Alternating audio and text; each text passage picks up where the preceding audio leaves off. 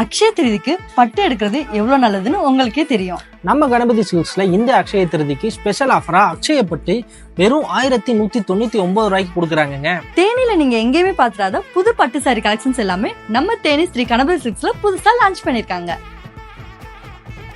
Banaras design, pure Kanchipuram self design wedding collections, fish zari designer fancy sarees, இதுல 1 gram கோல்டும் 2 gram சில்வரும் இருக்கு.